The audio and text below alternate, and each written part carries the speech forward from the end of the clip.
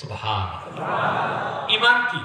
আল্লাহকে বিশ্বাস, আল্লাহর হাবিব মুহাম্মদ সাল্লাল্লাহু আলাইহি ওয়াসাল্লামকে বিশ্বাস। আর এই বিশ্বাসের ক্ষেত্রে এক বিন্দু সন্দেহ থাকতে পারবে না। যদি থাকে আপনি সংশয়বাদী, যদি থাকে আপনাকে অপ্রিয় সত্য হলেও শুনতে হবে আপনি কাফের। শুনতে ভালো লাগে না, শুনতে ভালো লাগে না, কিন্তু অপ্রিয় সত্য কি আপনি কি কাফের। কোরআন কারীমের একটি আয়াতের, একটি বাক্যের, একটি শব্দের, একটি অক্ষরকে যদি অস্বীকার করেন আপনি কাফের, আপনি মুসলমান হতে পারবেন না।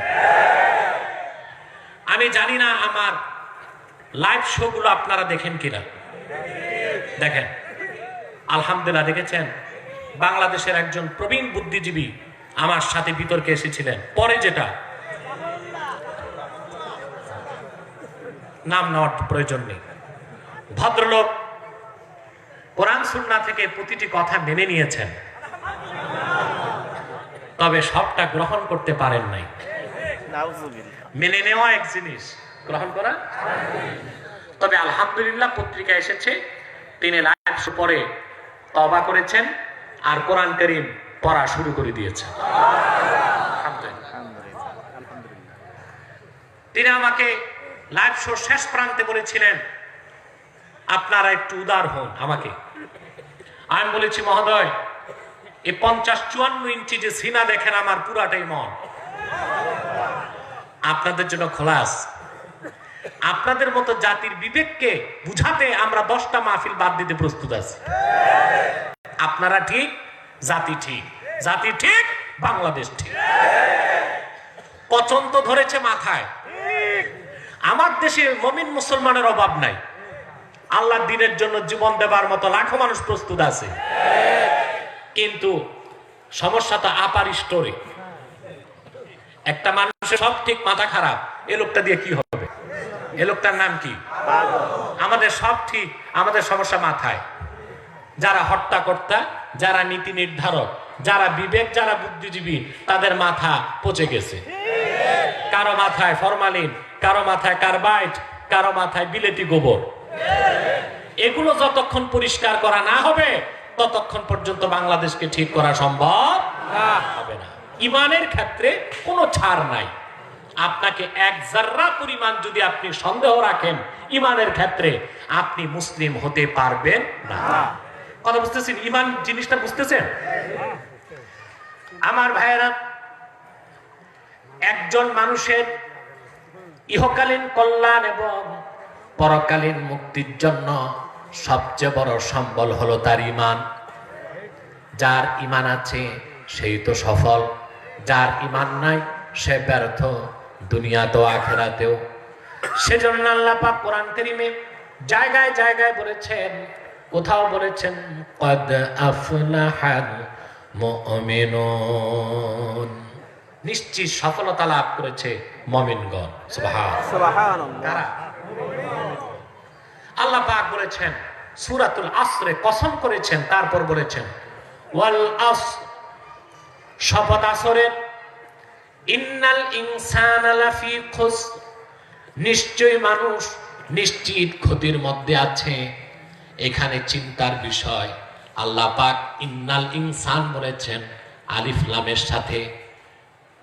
এখন কিছু মুফাসসির বলেছেন ইন্নাল ইনসানের আলিফ লাম লিল জিন্স, সামগ্রিকভাবে সব মানুষকে আল্লাহ ক্ষতিগ্রস্ত বলেছেন।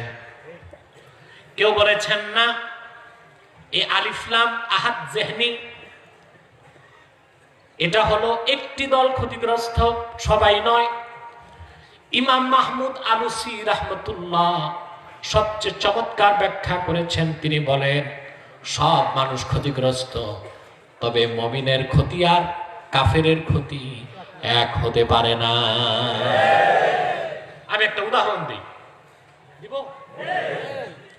আপনার 10 লাখ টাকা আছে, আপনি ব্যবসা করেন, মাসে নেট প্রফিট আসে আপনার 30,000 টাকা, তো দিনে কত লাভ আসে? বলে 1000 টাকা। 1000 টাকা আপনার প্রতিদিন লাভ হয়। ঘটনা চক্রে 3 দিন আল্লাহ না করুন হরতাল হয়েছে, আপনার ব্যবসা বন্ধ। আমি আবার নতুন করে হরতাল মনে করাই দিচ্ছি না, একটা উদাহরণ দিলাম মাত্র। এটা ভালো কাজ না, এটা দেশের ক্ষতি করে, ধ্বংস করে। ঠিক। ঠিক কিনা? একটি দেশের বেঁচে থাকার জন্য 4টি জিনিস লাগে: আমদানি, রপ্তানি, উৎপাদন, পরিবহন, এক্সপোর্ট, ইম্পোর্ট, প্রোডাক্ট, ট্রান্সপোর্ট। এই 4টার একটাই ব্যত্যয় ঘটলে আপনার দেশের ক্ষতি হয়। আর 4টাই যদি বন্ধ হয় তো গলা টিপে মানুষ হত্যা যায়, দেশকে হত্যা করা হয়। এখন মনে করুন 3 দিন হরতাল হয়ে গেছে, আপনার ব্যবসা 3 দিন বন্ধ, মাস শেষে দেখছেন লাভ হয়েছে আপনার 27,000 টাকা। এমনি মাসে লাভ হয় কত? লস হয়েছে? হয়েছে তো, লাভের লস, লাভের লস। আবার মনে করুন আপনি কার্গোতে মাল বোঝাই করেছেন, পরিবহন করবেন, প্রচন্ড তুফানে পদ্মা নদীতে আপনার 10 লাখ টাকার মাল সহ কার্গো সলিল সমাধি ডুবে গেছে। 10 লাখ গেছে কই? পানিতে, পদ্মার তলে। ঠিক কিনা? এটা লস হয়েছে? কিরকম লস? আগাগোড়াই লস। খুশিও গেছে, লাভও গেছে। ঠিক কিনা? পৃথিবীতে কাফের মুশরিক বেঈমান নয় যারা মুমিন, সে যদি নেক আমল না করতে পারে তার ক্ষতি আছে, লাভের ক্ষতি। পুঁজি থাকার কারণে, ঈমান থাকার কারণে কোন একদিন আল্লাহ তাআলা নাজাত দিয়ে জান্নাতের বাসিন্দা করে দিবেন। ঠিক। পক্ষান্তরে যে অবিশ্বাসী, সংশয়বাদী, জড়বাদী, পরকালে অবিশ্বাসী, নাস্তিক, কাফের, তার পুঁজি নাই, তার কোনো ঈমান নাই, তার দুনিয়াতেও ক্ষতি, আখিরাতেও ক্ষতি, তার সবটাই ক্ষতি। ঠিক কিনা? তার সবটাই ক্ষতি, তার সবটাই ক্ষতি। যার ঈমান থাকবে না, তার দান, তার খয়রাত, তার সত্য কথা, তার পবিত্রতা কোনো কিছুই কবুল হবে না। হবে? সবকিছুর মূলে কি? জোরে বলেন ঈমান। সবকিছুর মূলে কি? ঈমান। সহজ একটা জিনিস বুঝেন, আপনার অনেক সময় বলেন যে লোকটা হিন্দু, তাতে কি ভদ্রলোক সত্য কথা কয়? ভদ্রলোক কোনো কাজ হবে না তো দূরে থাক, যে আল্লাহর তাওহীদকে মানে না সে আবার সত্যবাদী কেমন করে হয়? আসল সত্যবাদী সেই যে তাওহীদকে বিশ্বাস করেছে, রিসালাতকে বিশ্বাস করেছে। ঠিক কিনা বল? প্রিয় ভাই বন্ধুগণ, ভালো করে খেয়াল করুন, অমুসলিমদের মধ্যে আমরা দেখি তার অনেক দান খয়রাত করে না? আপনার রোহিঙ্গাদেরকে সহযোগিতা করা হচ্ছে, সুইডিশ থেকে, নরওয়ে থেকে, জার্মান থেকে, অস্ট্রেলিয়া থেকে খ্রিস্টানরা এসে মিলিয়ন মিলিয়ন ডলার তারা দান করছে। তবে তাদের দানের উদ্দেশ্য খারাপ, তারা দারিদ্রতাকে হাতিয়ার করে মানুষকে কনভার্ট করে খ্রিস্টান বানাবার একটা চেষ্টা তাদের আছে। আমি সেদিক গেলাম না, দেখতে তো কাজটা ভালো, গরিবদের সাহায্য করে। ঠিক কিনা?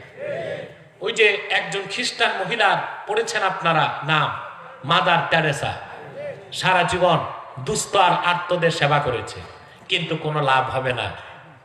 পৃথিবীতে সবচেয়ে ধনী মানুষের একজন আপনার বিল গেটস, নাম শুনছেন? সে ছিল স্ট্রিট বেগার, যুক্তরাষ্ট্রের রাস্তায় ভিক্ষা করত, যেটারে আপনারা টোকাই বলেন, টোকাই। এই টোকাই থেকে বিল গেটস মাইক্রোসফটওয়্যার কোম্পানি দিয়ে এখন পৃথিবীর সেরা ধনী হয়েছে 3 বার, এবার হয়েছে সেকেন্ড। কিন্তু এখনো তার ব্যক্তিগত সম্পদ আছে $250 মিলিয়ন, যা দিয়ে বাংলাদেশ কয়েক বছর বাজেট চালাতে পারবে। সে প্রতি বছর বিলিয়ন বিলিয়ন ডলার খরচ করতেছে আত্মমানবতার সেবায়। লাভ হবে না। ঈমান ছাড়া কোনো ভালো কাজ ভালো হতেই পারে না। ঈমান নাই যার, তার ভালো কাজটা কি রকম আল্লাহ কোরআন কারীমে সূরা নূরের মধ্যে উদাহরণ দিয়েছেন। ওয়াল্লাযীনা কাফারু আ'মালুহুম কাসারাবিন বিকিয়াতি ইয়াহসাবুহু আয-যামআনু মাআ হাত্তা ইযা জাআহু লাম ইয়াজিদহু শাইআন ওয়া ওয়াজাদাল্লাহা ইনদাহু ফাওয়াফাহু হিসাবাহু ওয়াল্লাহু সারিউল হিসাব। আল্লাহ রাব্বুল আলামিন বলেন, আর যারা অবিশ্বাসী, কাফের, ঈমান আনয়ন করে নাই, আমালুহুম কাসারাবিন বিকিয়া, তারা যদি নেক আমল করে, দান খয়রাত করে, মানুষের সেবা করে, তারা যদি নেক আমল করে, তাদের নেক আমল হলো মরুভূমিতে মরীচিকার মতো। মরুভূমিতে মানুষ যখন পথ হারিয়ে ফেলে, পানির তৃষ্ণায় প্রাণ যায় যায় অবস্থা, দূরে তাকালে দেখে পানির মতো কি দেখা যায়, প্রাণ বাঁচাতে সেখানে দৌড়িয়ে যে এসে দেখে, এই মাইকটা বারবার ধরছো কেন বাইকম্যান, কেন বারবার বাইকটা ধরছো, একরকম করে পিছে যাও, মাথায় নাই টুপি, অজু আছে কিনা তাও আমি জানি না। মাইকম্যানের এটা সুরত নাকি? ডিজে পার্টিতে এইরকম মাইকম্যান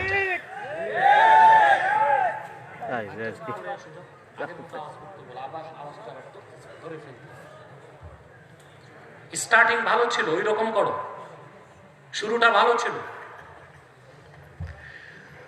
প্রিয় ভাই বন্ধুগণ, কথা খেয়াল করতেছেন? যার ঈমান নাই কিন্তু ভালো কাজ করে, কি করে?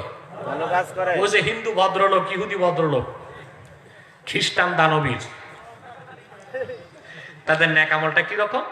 আল্লাহ পাক বলেছেন কাসারাবিন বিকিয়া, তা হলো মরুভূমির মধ্যে মরীচিকা। তৃষ্ণার্ত মানুষ পানির তৃষ্ণায় যখন চতুর্দিক তাকাতে থাকে পানি পাওয়া যায় কিনা, সূর্যের আলোতে যখন মরুভূমির বালুতে পানির মতো চকচক দেখা যায়, তৃষ্ণার্ত মানুষ দৌড়িয়ে যায়, এক ঢোক পানি পান করে জীবনটা বাঁচাবে, যে দেখে পানি টানি কিছুই নাই। আল্লাহ পাক বলেন যার ঈমান নাই তার সব নেক আমল ওই মরীচিকার মতো, তার 2 পয়সার দাম নাই, তার কোনো মূল্য। ঈমানের ক্ষেত্রে কোনো ছাড় নাই। ঈমান কি? আপনি ঈমান এনে মুমিন, তারপর আপনি হবেন মুসলিম, ঠিক কিনা? ঈমানের ক্ষেত্রে কম বেশি আল্লাহ মানবেন না, ইসলামে ঢুকার ক্ষেত্রে কম বেশি আল্লাহ মাফ করবেন। কিন্তু ওই যে একটা সুন্দর মুসলিম যদি হতে চান, এমন একটি সমাজ চান যেখানে চুরি নাই, সন্ত্রাস নাই, কিশোর গ্যাং নাই, ইয়াবা নাই, বাবা নাই, হেরোইন নাই, গাঞ্জা নাই, ধর্ষণ নাই, পরের হক মেরে খাওয়া নাই, খাদ্যে ভেজাল নাই, ওই রকম একটি সমাজ ও রাষ্ট্র যদি চান, আপনাকে পরিপূর্ণ মুসলিম হতে হবে। আইন প্রণয়ন করে ডান্ডা দিয়া পিচায়া মানুষকে তো ঠান্ডা করা যায় না। আমাদের অনেক শক্ত আইন হচ্ছে যুক্তরাষ্ট্রে, সেই আইনের পরে সে দেশে কি হলো দেখলেন না? নির্বাচনের পরে ট্রাম্পপন্থী আর ড্রামপন্থী, ট্রাম্প আর বাইডেন এর সমর্থকরা ক্যাপিটাল হিলে মারামারি করলো। আমাদের বাংলাদেশের গুলিস্তানও এরকম নোংরা মারামারি হয় না, মারামারির চোটে জায়গায় 4 জন শেষ। দেখছেন আপনারা? কোন দেশে? যে দেশকে বলা হয় মাদার অফ ডেমোক্রেসি, গণতন্ত্রের প্রসূতি, বুঝলেন? ক্যাপিটাল হিলে এরকম নোংরা মারামারি হয়েছে।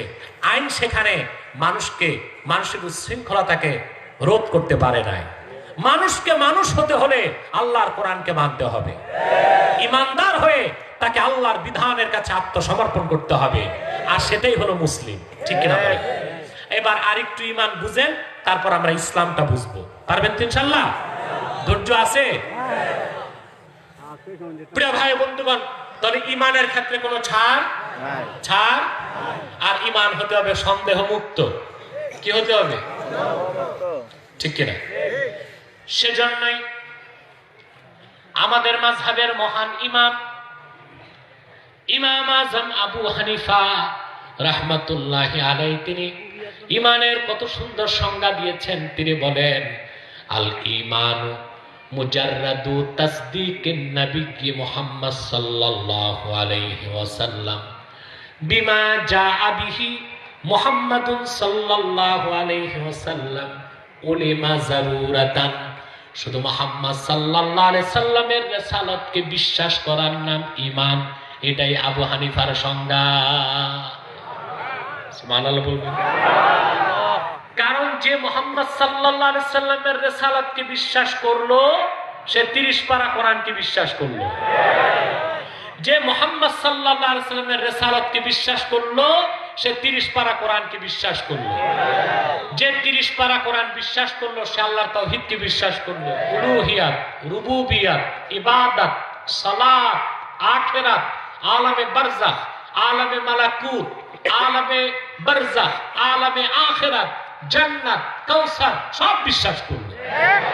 তার মানে শুধুমাত্র মুহাম্মদ সাল্লাল্লাহু আলাইহি ওয়াসাল্লামের রিসালাতকে বিশ্বাস করলে আল্লাহ পাক বান্দার অন্তরে ঈমানের বাকি 72টা শাখা গেঁথে দেয়। সুবহানাল্লাহ।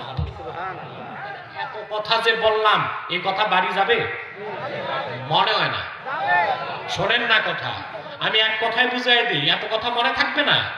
আপনার তো ওয়াজ বাড়ি নেন না, এটা মাঠে রেখে বাড়ি যায়। সারা রাত ওয়াজ শুনে বাড়ি গেলে বোধ জিজ্ঞেস করে, হুজুররা কি বলছে? তো কিচ্ছু মনে নাই। তো কি করছো? তো মজা লাগছে। কি লাগছে? মজা লাগছে। এক এক কণ্ঠের বক্তা আসছে, ঠিক কিনা? সুর শুনছে, কণ্ঠ শুনছে, আর কিছু বক্তা তো আছে ওয়াজ নেই, গীত আছে, গীত, ঠিক কিনা?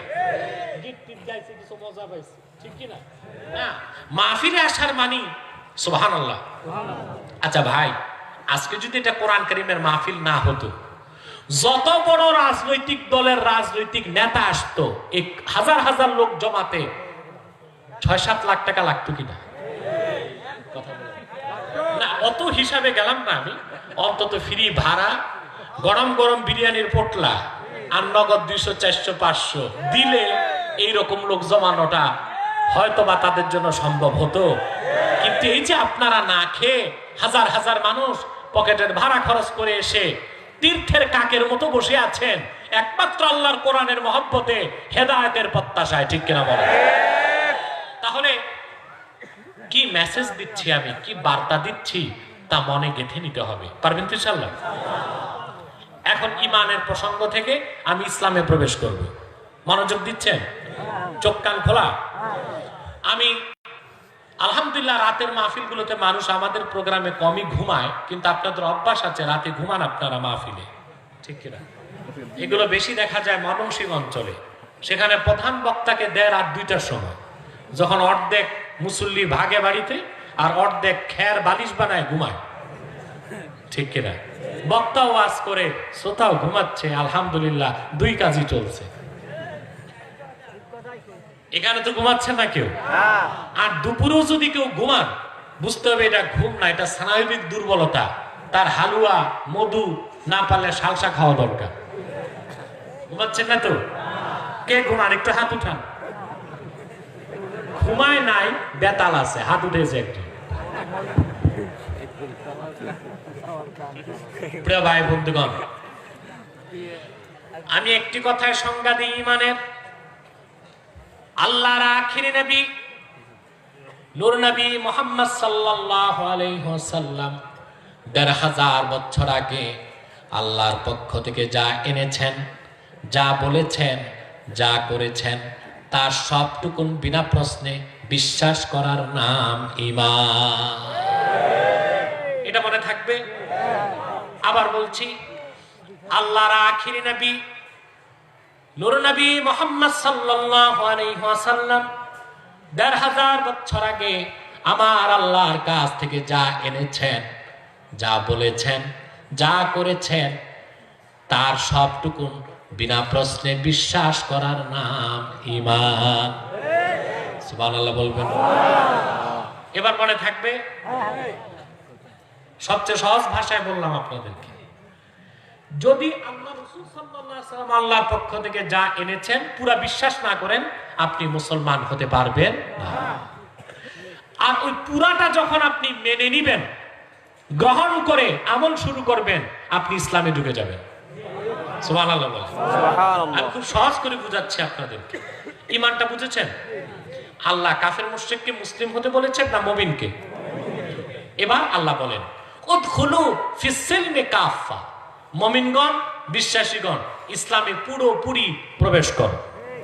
তাহলে এখন প্রশ্ন, ইসলাম কি? প্রশ্ন আসে না? আমরা তো মনে করি ঈমান আর ইসলাম একই জিনিস। এটা ইমাম বুখারীর মত আকীদা। ইমাম বুখারী রাহমাতুল্লাহ বলেছেন, ইন্নাল ঈমানা ওয়াল ইসলামা বিমানান ওয়াহিদ। ঈমান ইসলাম একই জিনিস। যেটা ঈমান ওইটাই ইসলাম, যেটা ইসলাম ওইটাই ঈমান। নিঃসন্দেহে ইমাম বুখারী রাহমাতুল্লাহ আমিরুল মুহাদ্দিসিন,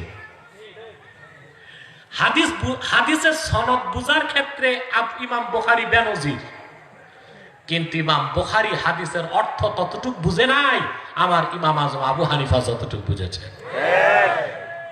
এই জন্যই তো মাযহাবটা মানি আমরা, ঠিক কিনা? আবু হানিফা রাহমাতুল্লাহ বলেছেন যে না, ইন্না বাইনাল ঈমানে ওয়াল ইসলামে ওয়াজহাত তাগায়ুর, ঈমান আর ইসলাম এক জিনিস নয়। ঈমান এক জিনিস, ইসলাম আরেক জিনিস। এবার দেখেন ইমাম আজমের পক্ষে কত দলিল। প্রথম দলিল হলো সূরা বাকারার 208 নম্বর আয়াত। আল্লাহ পাক বলেছেন মুমিনগণ মুসলিম হও, পুরাপুরি ইসলামে প্রবেশ করো। বুখারীর কথায় ঈমান আর ইসলাম যদি একই হতো তাহলে আল্লাহ আবার মুমিনকে মুসলিম হতে কেন বললেন? তাহলে বোঝা যায় ঈমান এক জিনিস, ইসলাম আরেক জিনিস। ইমাম আজমের পক্ষে দ্বিতীয় দলিল যা হাদিসে জিবরিল, হযরত জিবরিল একদিন আল্লাহ রাসূল সাল্লাল্লাহু আলাইহি ওয়াসাল্লামের খিদমতে আসলেন। কিভাবে এসেছেন তাও হাদিসে এসেছে। হাদিসটি সহিহ বুখারীতে এসেছে, সহিহ মুসলিমে আছে, মিশকাতুল মাসাবিহে আছে, রিয়াদুস সালিহিনে আছে, অনেকগুলো হাদিসের কিতাবে এসেছে হাদিসটি। আমি মুসলিমের শব্দ শোনাচ্ছি, কারণ বুখারীর শব্দ থেকে মুসলিমের শব্দ একটু বেশি।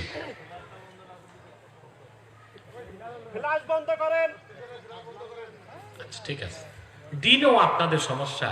আপনার কি বাদুর নাকি যে দিনে দেখেন না? ফ্ল্যাশ 100টা চলুক না। আচ্ছা আচ্ছা, ফ্ল্যাশ বন্ধ করে দাও, বসে বসে করো। তোমাদের কোমরের এত জোর আর হাঁটুর স্প্রিং এত শক্ত আমি জানতাম না। দাঁড়িয়ে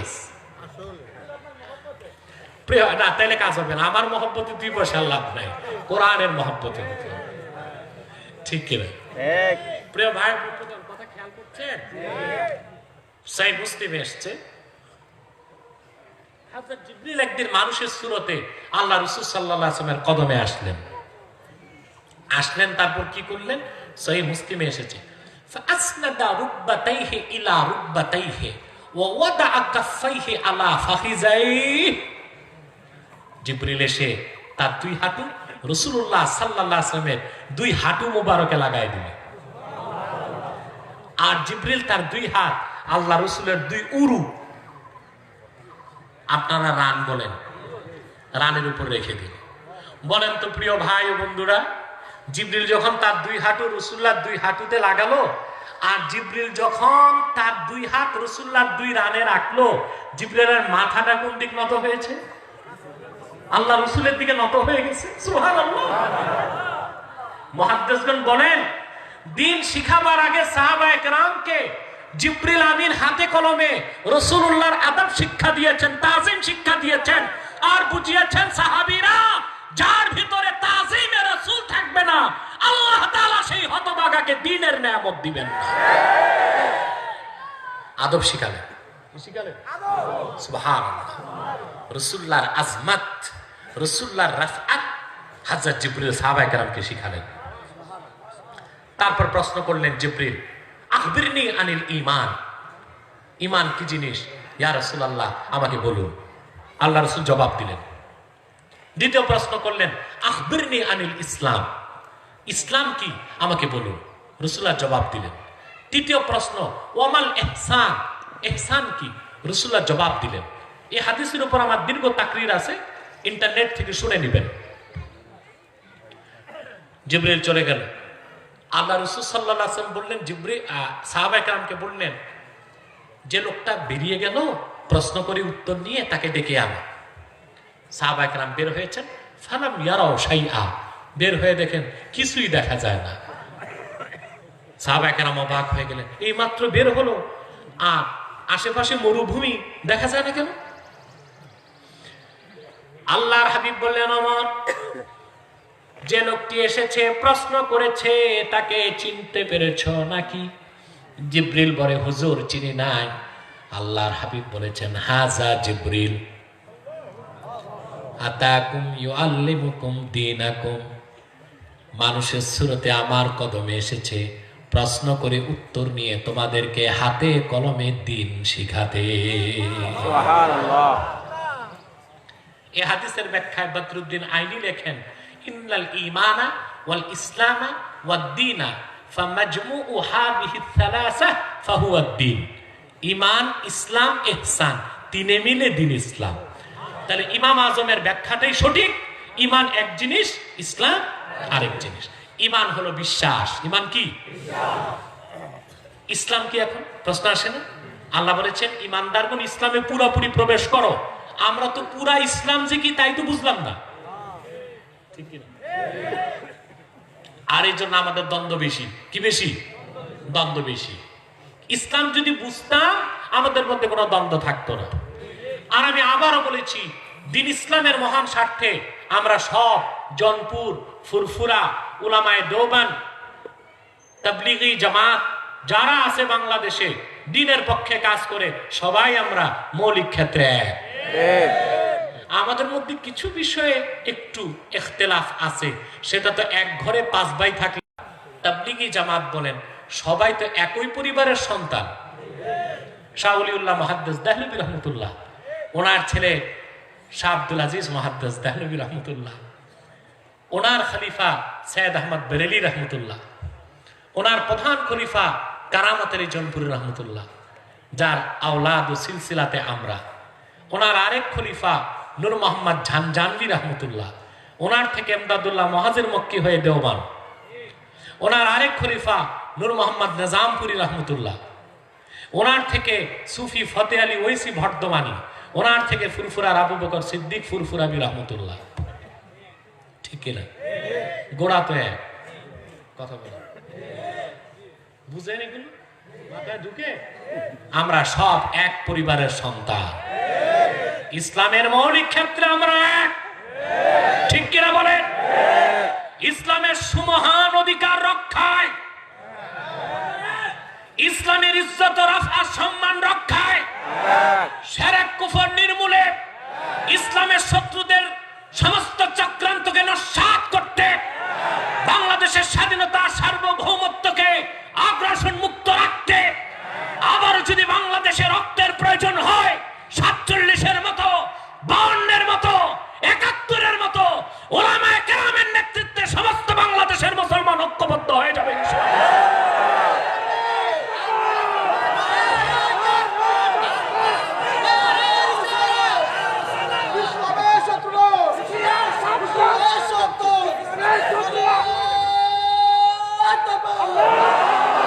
অতএব আমার সমাজের যারা সুশীল অ্যারিস্টোক্রেট পার্সন, ইসলামের প্রতি যাদের রয়েছে প্রচন্ড দরদ, আমাদের চিফ গেস্ট উকিল সাহেব যে কথা বলছে এটা আমি আশ্বস্ত করে দিলাম, বাকিদেরও আশ্বস্ত করলাম, ইসলামের মৌলিক ক্ষেত্রে আমরা এক। যত মতভেদ হিন্দু, বৌদ্ধ, খ্রিস্টান ঐক্য পরিষদে। কেমন মতভেদ? হিন্দু তার দেবতার সংখ্যা 33 কোটি, তো প্রত্যেক দেবতার যদি অনুসারী থাকে 10টা করে, 33 কোটি জামাত তারা। কথা বুঝতে পারছি? তারপরে বৌদ্ধ, তারা তো তাদের ধর্ম পালনের সুযোগই আধুনিক যুগে নাই। তাদের অন্যতম ধর্মের মূল নীতি জীব হত্যা মহাপাপ। তাহলে এই আইন যদি বলবৎ হয় রাষ্ট্রে, চোর ডাকাত মহাখুশি, খুনির শাস্তি হবে না, রাষ্ট্রদ্রোহীর শাস্তি হবে না, কারণ জীব হত্যা মহাপাপ। বিষাক্ত সাপ মারা যাবে না, উলু উই পোকা মশা একটাও মারা যাবে না, সব জীব, আর জীব হত্যা মহাপাপ। শুধু কি তাই? বায়োলজির একটা পার্ট হচ্ছে বোটানি, জীববিজ্ঞান। তারা বলে এই যে লতা পাতা খান আপনারা, এই সব কি জীব। খাওয়া দাওয়া ছেড়ে দিতে হবে, খাইতে হবে মাটি। কি খাইতে হবে? বিজ্ঞানীরা বলে 1 চামচ মাটিতে 500 কোটি ব্যাকটেরিয়া থাকে, মাটিও খাওয়া যাবে না। এমন এক ধর্ম, গলায় ফাঁসি দিয়া মরা ছাড়া ধার্মিক হবার সুযোগ নাই। ঠিক কিনা? কোথায় ঐক্য? এই ঐক্য দরকার কি যে না খেয়ে মরতে হবে ফাঁসি দিয়ে? কথা বুঝতে পারছেন? আমরা ঐক্যবদ্ধ। ঠিক কিনা? আল্লাহর কোরআনকে ধারণ করে আমরা ঐক্যবদ্ধ আছি। আমাদের মিস আন্ডারস্ট্যান্ডিং যেগুলো আছে তা দূর হবে যদি আমরা ইসলামে পুরা ঢুকতে পারি।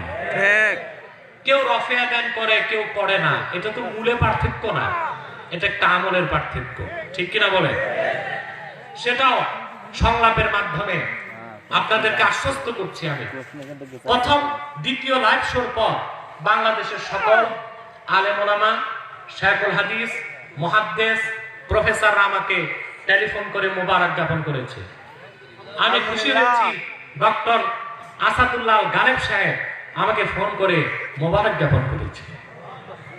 তিনি আমাকে বলেছেন, হুজুর আর হানাফি লা মাযহাবি নিয়ে দ্বন্দ্ব করেন না। আমি বলেছি, কথা সুন্দর বলেছেন, আপনাদের মুবাল্লিগ যারা বাড়াবাড়ি করে তাদেরকে বলেন একটু সংযত হতে, তাহলে আর দ্বন্দ্বের প্রয়োজন হবে না। আর যেহেতু যারা কাফের মুশরিক নাস্তিক তারাই সংলাপের মাধ্যমে পরাজিত হচ্ছে, কেউ সংশোধন হচ্ছে, আমরা নিজেদের মধ্যে যে ভুল বুঝাবুঝি আমরা একটু সংলাপে বসলেই তো নিরসন হয়ে যায়। বড় কোনো দ্বন্দ্ব নয়।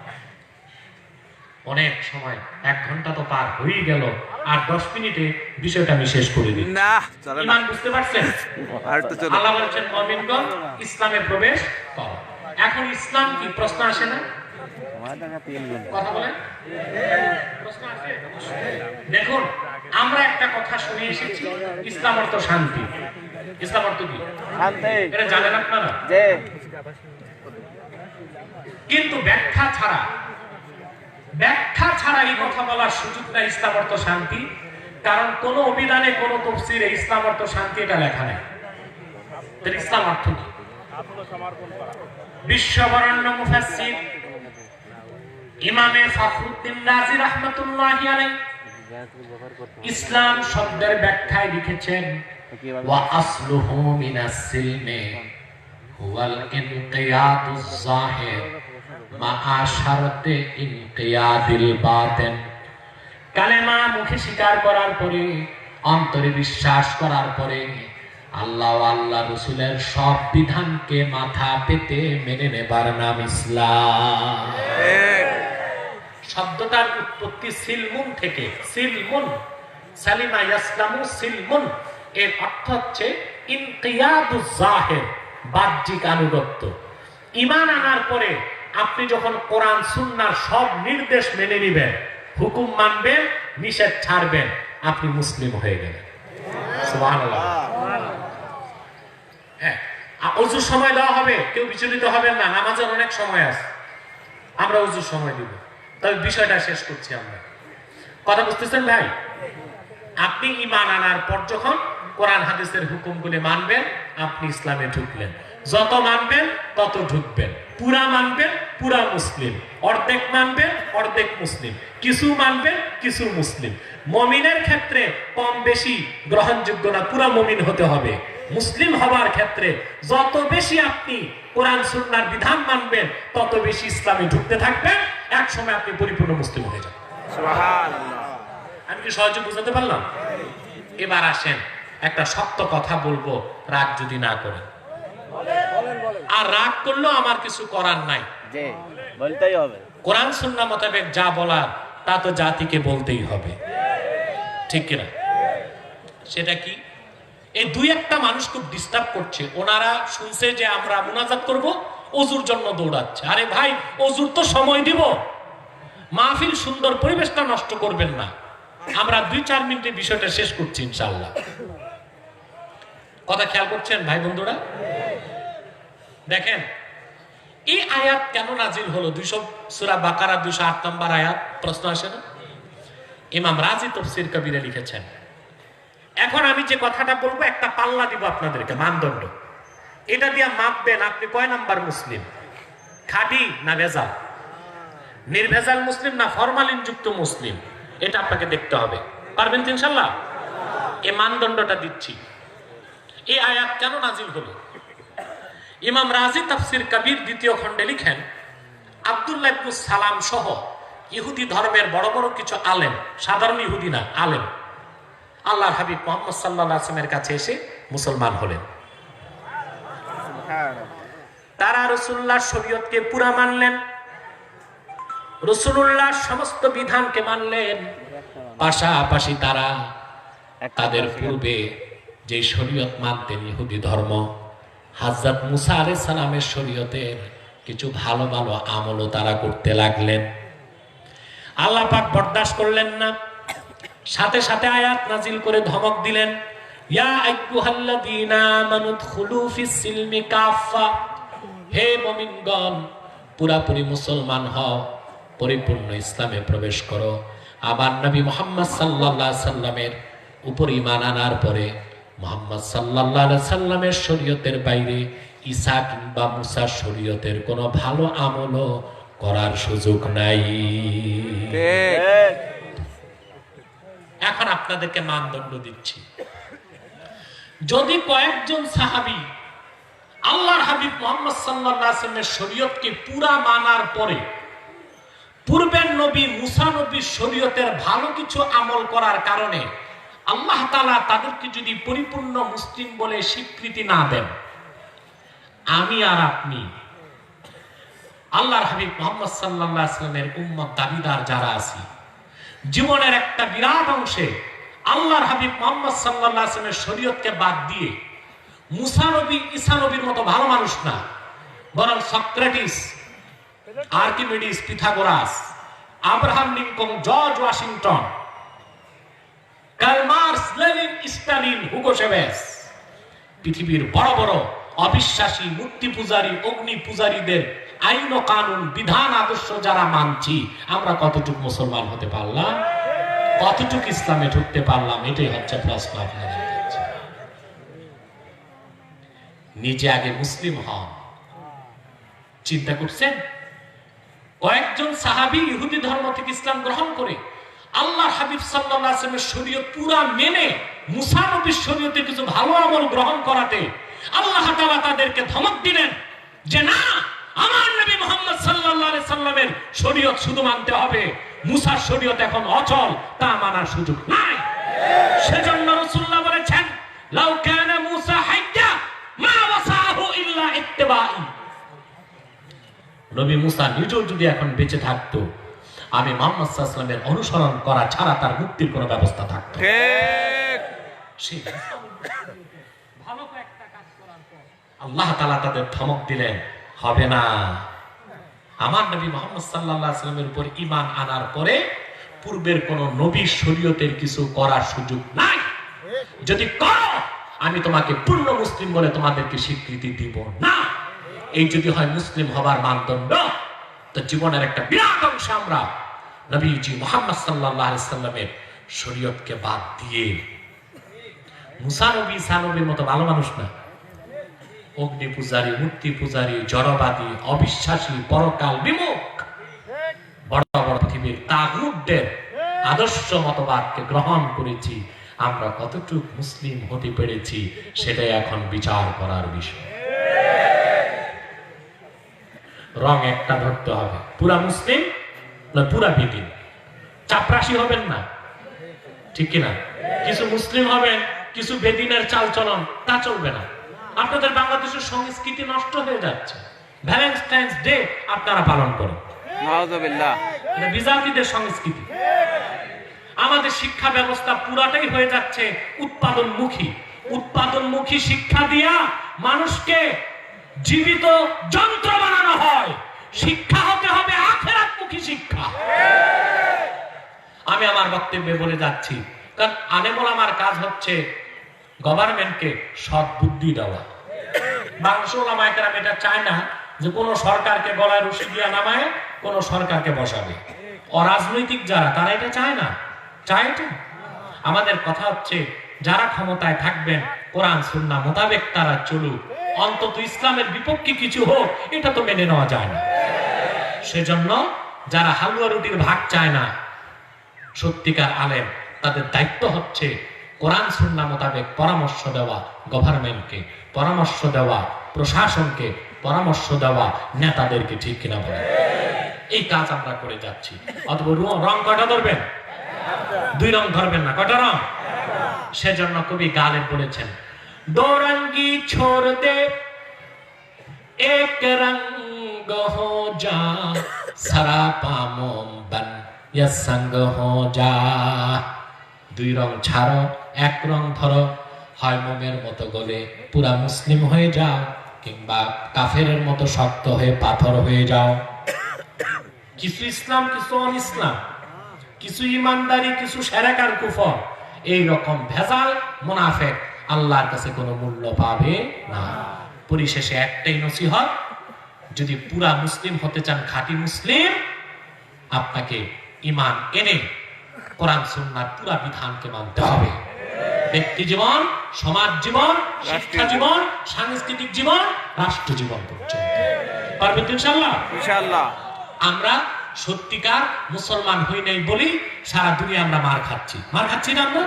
কেন? মুসলমান কি তৈরি হয়েছে শুধু মার খাইতে? কথা বলো না, না, মার বন্ধ করতে। তো আমরা মার খাই কেন?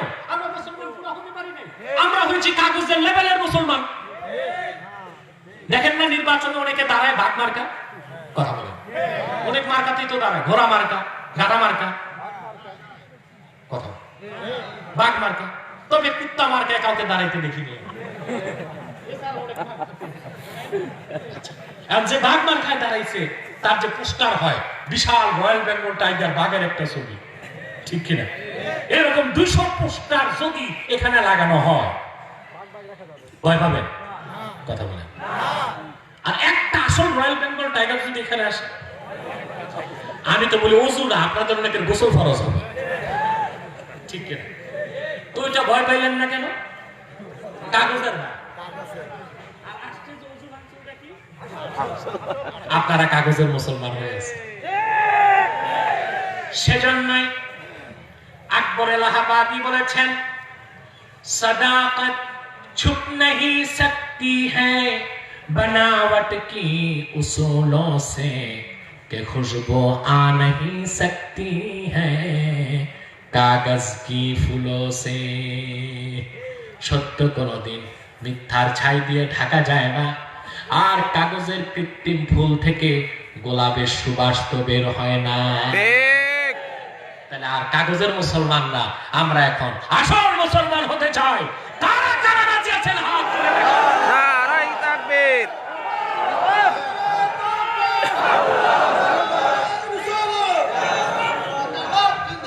ওরে ভাই, সাদাকাল্লাহুল আযীম, সাদাকাল্লাহুল আযীম ওয়া সাদাকা রাসূলুহুন নবিয়ুল কারীম ওয়া নাহনু আলা যালিকা মিনাশ শাহিদিন ওয়াশ শাকিরিন আলহামদুলিল্লাহি রাব্বিল আলামিন।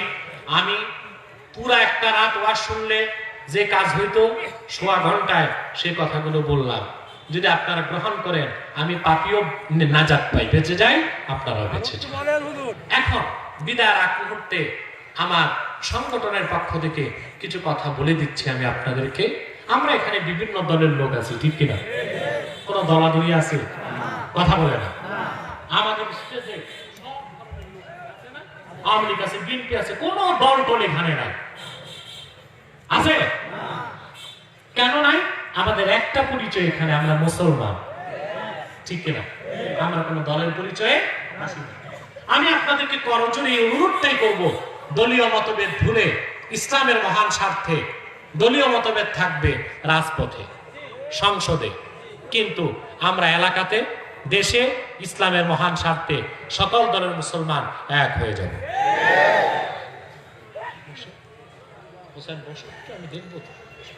আমরা সবাই কি হবে?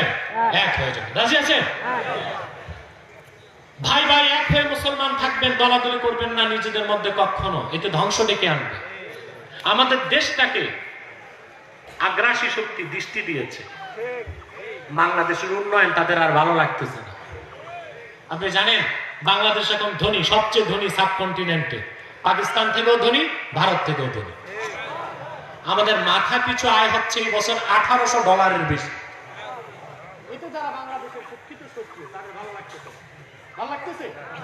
তারা এখন একটা নীতি হাতে নিয়েছে, ডিভাইড এন্ড রুল। মুসলমানকে ভাগ করো, শাসন করো। মুসলমান ভাগাভাগি হবে, দ্বন্দ্ব সংঘাত করবে, মারামারি করবে, আর ওরা এই সুযোগে এসে বসবে। যেভাবে বসেছে লিবিয়াতে, বসেছে ইরাকে, বসেছে সিরিয়াতে, ওই রকম একটি চক্রান্ত হাতে নিয়েছে মোসাদ এবং র। তা আমরা বাংলাদেশে হতে দিব না। সেজন্য আমাদের মুসলমানকে এক হইতে হবে। কি হইতে হবে? ইসলামের স্বার্থে, স্বাধীনতার স্বার্থে। রাজি আছেন? সবাই রাজি আছেন? ইনশাআল্লাহ। প্রিয় ভাই বন্ধুগণ, সকল কাফের মুশরিক বেঈমানদের বিরুদ্ধে আমরা মুসলমান এক হয়ে যাব। বাংলাদেশে তো অনেক ধর্মের লোক আছে, আমরা কি বাধা দিই? হিন্দু আছে না, বৌদ্ধ, খ্রিস্টান, মুসলমান বাধা দেয়? কেন দেয় না? তাদেরও অধিকার আছে ধর্ম পালনের বাংলাদেশ। কিন্তু একটি সম্প্রদায় আছে যাদের একমাত্র কাজ মানুষকে কাফের বানানো, তাদেরকে আমরা ছাড় দিতে পারি না। সেটা হলো কুখ্যাত কাদিয়ানী সম্প্রদায়। ঠিক। নিঃসন্দেহে তারা অমুসলিম এবং কাফের। তাদেরকে যারা কাফের বলবে না, তারাও কাফের। কারণ তারা আল্লাহর আখিরি নবী মুহাম্মদ সাল্লাল্লাহু আলাইহি সাল্লামকে আল্লাহর শেষ নবী হিসেবে বিশ্বাস করে না। নাউজুবিল্লাহ। তারা কি? কাফের। চিল্লায় বলেন, তারা কি? কাফের। তাদেরকে যারা কাফের বলবে না, তারা কি? কাফের।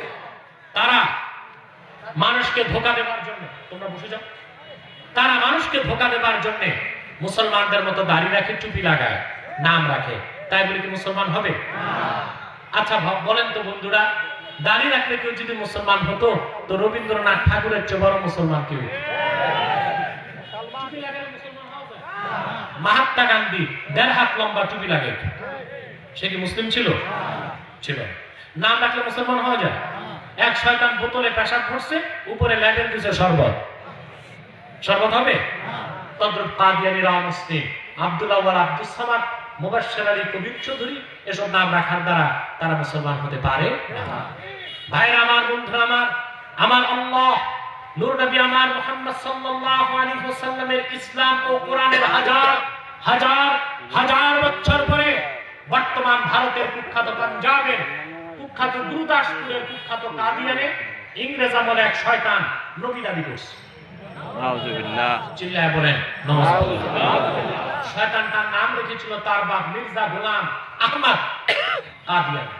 সাবধান সাবধান, শয়তানটাকে গোলাম আহমদ বলা যাবে না, কারণ গোলাম আহমদ অর্থ হচ্ছে আহমদ এর গোলাম। কোন কাফের কোনদিনও গোলাম আহমদ এর গোলাম হতে পারে না। আর কাদিয়ানের কাযযাব ছিল শেষ দরজার কুখ্যাত কাফের, সে গোলাম আহমদ এর গোলাম ছিল না, সে ছিল কুখ্যাত শয়তানের কুখ্যাত গোলাম। কাদিয়ানের কাযযাব মিথ্যানবুতের দাবিদার মির্জা গোলাম শয়তান কাদিয়ানির উপর গজব এসেছে 1908 সালে। যখন গজব এসেছে, কাদিয়ানের কাযযাব মিথ্যানবুতের দাবিদার মির্জা গোলাম শয়তান কাদিয়ানি 1908 সালে ধ্বংস হয়ে কুখ্যাত জাহান্নামের কুখ্যাত কুকুরে পরিণত হয়েছে। তার অনুসারীরাও ধ্বংস হয়েছে। বর্তমানে কিছু কাদিয়ানি বাংলাদেশে আছে, যারা ইসলাম ও মুসলমানের বিপক্ষে চক্রান্ত করে যাচ্ছে। বিভিন্ন দপ্তরে বসে, বিভিন্ন কার্যালয়ে বসে।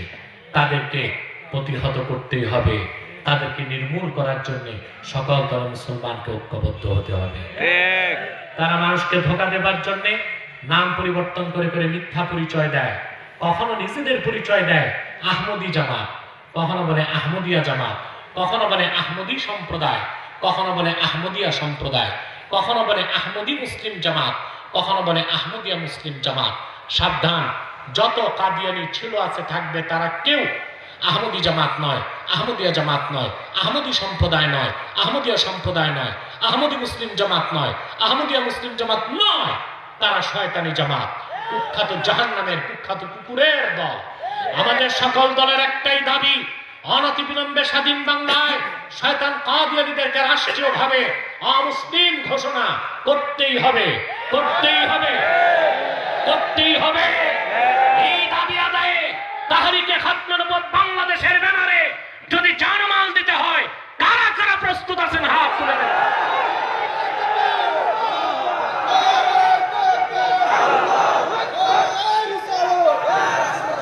প্রিয় ভাই বন্ধুগণ, আমাদের প্রিয় সংগঠন তাহরিকে খাতমের উপর সারা বাংলাদেশে কাজ করে যাচ্ছে।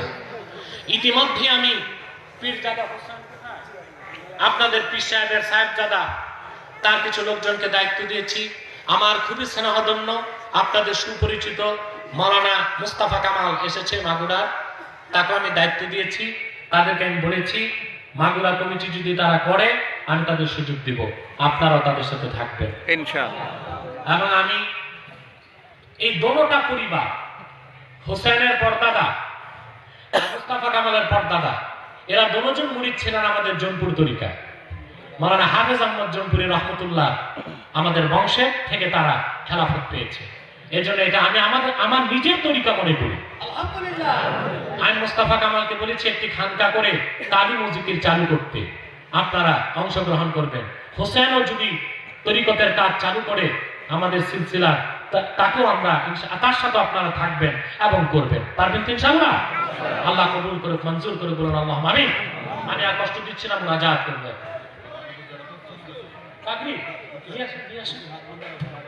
ও একটা প্রশ্ন আসছে, কোন প্রশ্নের উত্তর নাই। একটা পাগড়ি দিচ্ছি আর একটা প্রশ্ন আসছে বুকে হাত বাঁধান না নাভির নিচে, এটার উত্তরটা দিয়ে দিব ইনশাআল্লাহ। আমি চৌবাড়িয়া হাফেজি মাদ্রাসা হাফেজ সাহেব এবং ছাত্র রাকিবুল ইসলাম কথাটা বলতে।